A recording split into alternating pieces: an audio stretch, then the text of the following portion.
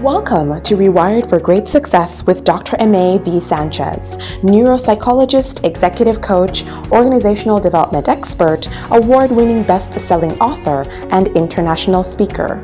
Dr. Sanchez is on a mission to impact 1 million leaders through her thought leadership and specialized programs for women leaders.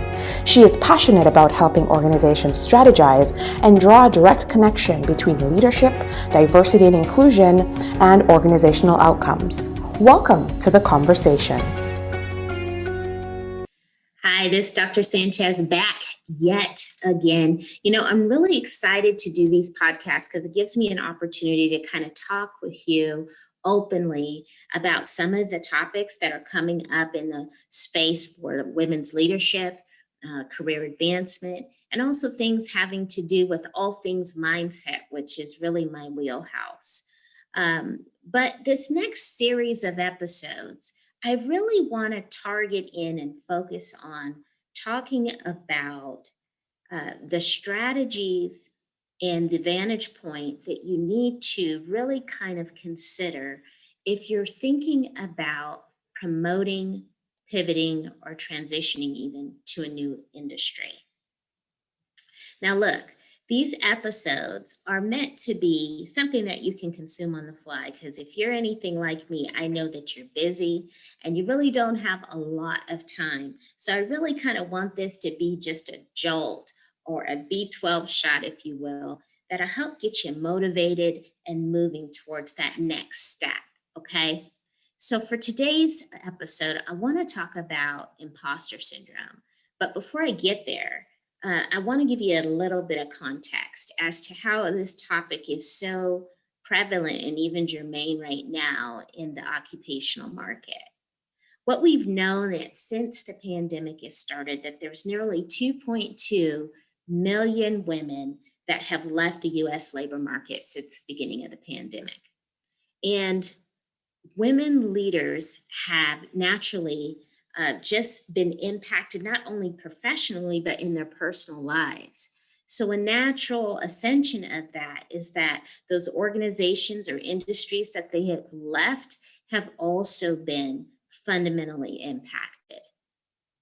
So right now, if you're considering a promotion, a pivot, or a transition, but you're really struggling kind of with the context of knowing that, hey, either I have been displaced in my job market, or maybe you're thinking that the jobs aren't out there as they once were, or maybe you've had a gap in your employment and you're wondering how to get back.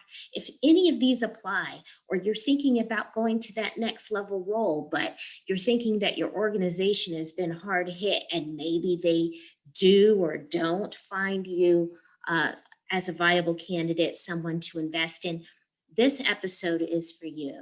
Because really what I want to tackle in on and kind of zone in on is helping you to work through some of those fear-based notions that may have some validity to them, but also those that may be manufactured from within, that you can really kind of sweep out of the way to help you get ready for that next move. So that brings me back to what I want to talk about today, which is imposter syndrome. If you have ever heard it talked about as the inner critic, it's such an accurate word picture when you think about what that process is really about. Because oftentimes what we find, and I have found in my many years of work with women leaders, is that idea about being an imposter or being a fraud or the fear of being exposed comes from a core belief that has somewhere been created around this idea of criticism. So translating that to the right now, I want to ask you, if you're wondering if you struggle with an imposter syndrome, do you ever feel like you're not worthy of the success that you have achieved? Huh? Or do you ever feel like you're just faking it in your career and you're kind of waiting for the other shoe to drop? You're waiting for someone maybe to discover that you've been faking the funk. Is that you? Well, if that's you, this is what I'm talking about, that dynamic of imposter syndrome, because it's really a promotions killer for most women. And it will eat away at your opportunities for advancing and moving forward. So I want to share with you just one tip today, due to time, about something that you can maybe apply and put into motion if this is something you're struggling with. Now, we've talked about imposter syndrome simply being that doubt that you have that makes you really question whether or not you have the goods, even though your credentials may say otherwise. Well, fun fact, studies suggest that more than 70% of people experience imposter syndrome. That's men or women, right? And it can crop up at some point in your career. Oftentimes, what I found with women leaders that I work with is that this imposter syndrome is very pervasive and it runs very deep. And oftentimes is even related to some issues um, in the past, such as how others have treated you, maybe how you were raised, or things people have told you about yourself, or things you've internalized, or if you've been successful enough to get through a point in your life where maybe you haven't had any negative influences in your early childhood or young career.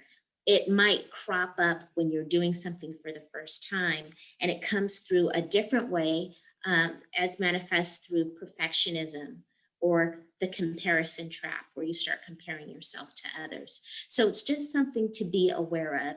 If you have this voice of this um, underlying belief that is really telling you to doubt yourself, then imposter syndrome may be something that you're really struggling with. Now, how does imposter syndrome impact upon you in a real tangible way in your career? I'll give you 3 ways it can really show up and hijack you. One is that you can feel less confident to ask for raises or promotions. The second thing is that you can feel underutilized and not taken seriously. You maybe even feel overworked or like you have to work more because of your beliefs about what you deserve. Or maybe even feel like that voice inside of your head is one that shouts and resounds louder than your own voice. And so, because of that, you don't feel like speaking up when you should. You maybe think that your opinion doesn't matter, so you don't speak up. Imposter syndrome can also lead to burnout. It can cause you to feel emotionally exhausted, make you feel like you have no motivation, and make you feel less than accomplished in your career. So, if you really allow it to go unchecked, it can knock you off track in your career and it can hijack your opportunities for promotion. So, the tip that I want to give you today for helping you kind of get a handle on this imposter syndrome, if it is something that you're struggling with and you're really serious about promoting, positioning, or transitioning to something new, I want you to be comfortable with challenging those limiting beliefs, challenging those beliefs that don't serve you, and really kind of examine where they come from. And here's the researcher in me. Examine where they come from, but also the times that they most often show up. Because if you can identify the themes or the recurrent patterns that crop up when these limiting beliefs get in your way, then maybe you can get to the core of why it's happening, and maybe even from that idea of why it's happening, get to a solution. I also want to encourage you to look at the facts and the examples in your past that speak to your achievements, that speak to your strengths, and speak objectively about your capabilities and your qualities, because those will be the things that will help you bring yourself back to being grounded and back to what is real and tangible that you can put your hands on and wrap your mind around. So I hope that this episode has been helpful for you. When we talk about things like imposter syndrome and we talk about things like career advancement, they too almost go hand in hand in some cases for women leaders. And so it's really important to unpack not just what imposter syndrome is, but how these limiting beliefs can impact upon your career journey. So if you'd like to know more about imposter syndrome, or you would even like to get some support in regards to working towards your own career goals, visit my website at dravsanchez.com. That is it for today's episode. My name is Dr. Sanchez. I'll see you next time. Take care. Bye-bye. Thank you for joining the conversation. Remember to subscribe, share, and join us next time.